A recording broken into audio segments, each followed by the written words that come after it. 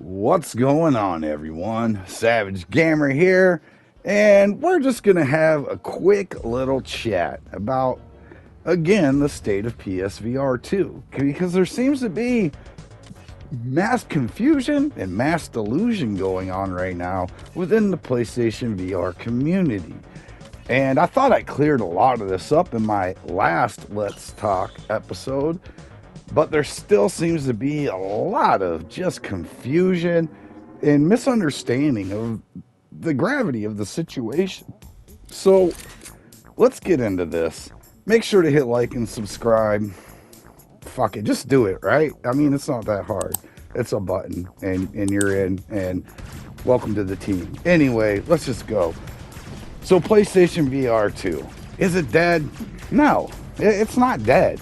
It's a fantastic headset, actually. It's my headset of choice, and I have Quest 1, Quest 2, Quest 3, Quest 3S, PSVR 1, and PSVR 2. And I absolutely prefer the PlayStation VR 2 above all else. But I appreciate the Quest platforms for what they offer that PlayStation doesn't. And speaking of, that list just got a little bit shorter, because Waltz of the Wizard has just brought us our very first ever on the PlayStation VR ecosystem hand tracking with Waltz of the Wizard, and that's really cool. It looks like some integral parts of helping grow this system are starting to happen, and I love seeing that. We're not at mixed reality yet, but that's fine. Mixed reality is fun, but it's kind of gimmicky. I remember I bought my Quest 3. I bought my Quest 3 for Batman, but I bought every mixed reality game I could find on there. Some I still haven't even played, but the ones I did play were neat because I haven't done that before. But that neatness factor wore off real fucking quick. And then I find myself just not even playing any of them anymore. But VR, I still love it. That hasn't worn off. So, I don't know. That's just my take on mixed reality. It offers something neat and new, but once that neat and new kind of wears off, it loses its luster, I think. Where VR kind of stays there. Anyway, getting a little bit off topic. PlayStation VR 2. Here's my take. Sony has abandoned it, utterly and completely. They don't care about it. They have left this system 100% dependent upon third-party and indie devs to support. There is nothing coming out from Sony. Nothing. And whatever does trickle out was already paid for under Jim Ryan's leadership. Okay, so let me explain this. PlayStation VR has always been a net loss for Sony, but they knew that. They were cool with that. They understood that. And when Jim Ryan was at the helm, their take was, yes, we're going to take a loss, but we understand that, and we're not in it for the short term. We're in it for the long haul. So yes, we're going to take a loss because we're developing new systems, and we're trying to figure this whole VR thing out, but get it out to the masses and improve upon it as we can. And that's why we saw so many big titles on PSVR 1, because all the money was there, all the funding was there. Then PSVR 2 gets created still while Jim Ryan was at the helm, and the money was there and the funding was there. And we heard a lot of things about hybrid is the future, flat games that are also VR, right? How many of those have we seen? One from Sony. Technically only one from Sony, which is GT7. Yes, we did get Resident Evil 8 and 4, which are both technically hybrid, and yes, Sony did pay for them, right? So I don't want to take that from them, but they were not developed by Sony Studios. So we have one game, Gran Turismo 7, by Sony. And then we have one full VR game by Sony, which is Horizon Call of the Mountain. That is it. That is all we've gotten from Sony. Okay, so, and we're what, 2-3 years into, I think 2 years now into the system? 3 maybe? I know, it's about 2 years. So anyway, that's a little troubling. And the telltale signs were all there. So there's a lot to cover here. So I'm, none of this is scripted. As always, when I do these, I just talk off the cuff and tell you guys my thoughts. So I might be a little ranting here and losing my train of thought there, but just bear with me. So back, how do I get this all out? Okay, so let's start with Herman Holtz.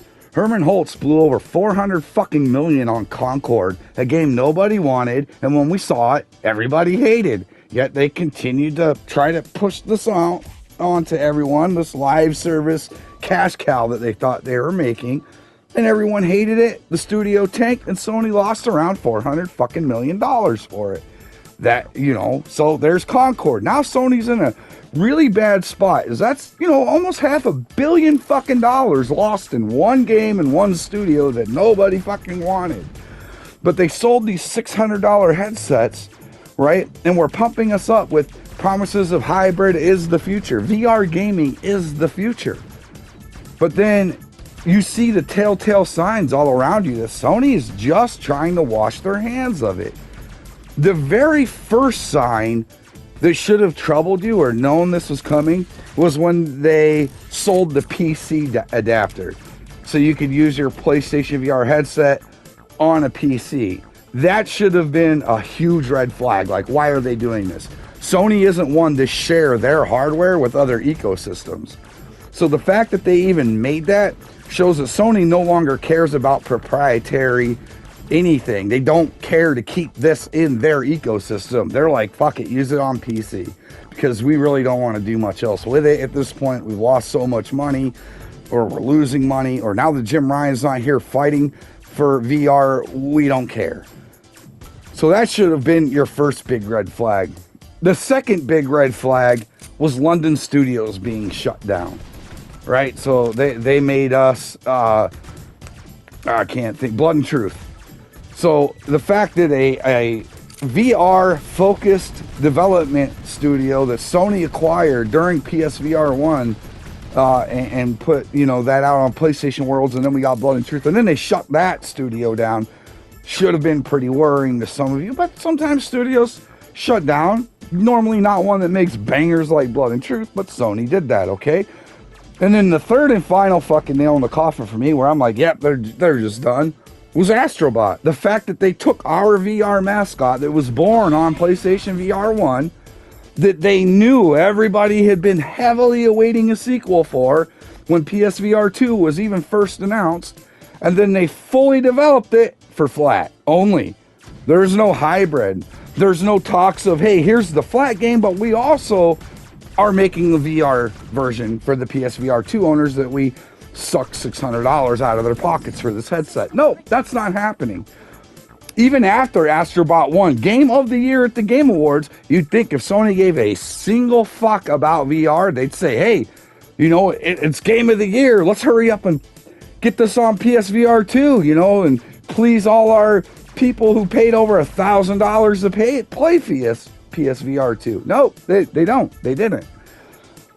So when I say Sony is dropping support or has dropped support for PSVR 2, I fucking mean it.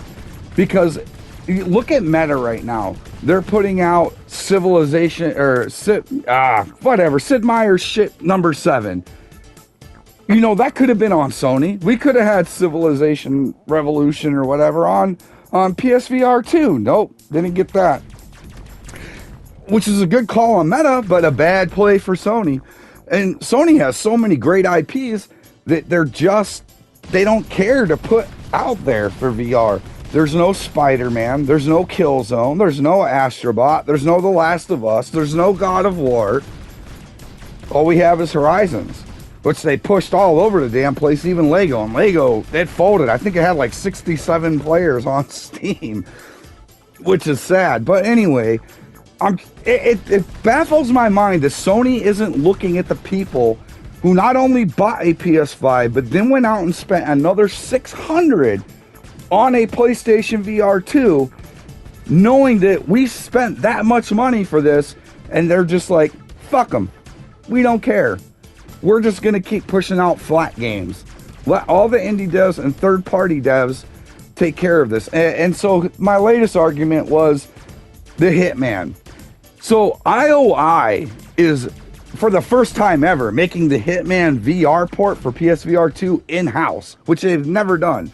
It has always been contracted out to other developers, such as the horrendous Quest 3 port of Hitman that went to XR Studios, who fucked it up so horribly that IOI was like, oh my God, you know, after a bad PC VR port, then a PSVR 1 port that was pretty decent, but a lot of people bitched that they didn't have two hands. They had to use the DualShock 4, and that was kind of retarded. So then they tried this, I doubt it really was, but they claim from the ground up port on Quest, you know, and it was just a fucking trash fire. It was a joke. It looked horrible, it played horrible, didn't feel VR at all. So IOI said, all right, fuck this. We're going to save face. We're going to do it in-house. We're going to do it right. The only thing Sony had to do with that is that they paid for the exclusivity. They aren't developing it. Anyway, that's just my thoughts. I had to get that out there. PSVR 2 is not dead, but it has been abandoned by Sony. And it's going to take all of our voices constantly yelling and raising a fucking fuss about it for Sony to like come back to us, because they have all but abandoned us on PSVR 2. So the more we stay quiet about it, or the people out there coping like, oh, but we have Behemoth and this and that, dude, those aren't by Sony. We bought this from Sony. Sony needs to start showing some fucking support, love, effort, and care to it, and show some passion, the same passion that I and you have for PSVR 2. That's what we need to see. That's what this video is about. I'm fucking done talking now. Y'all have a great day. Till next time, have fun, stay savage, and keep motherfucking gaming. I'm out, y'all. Peace.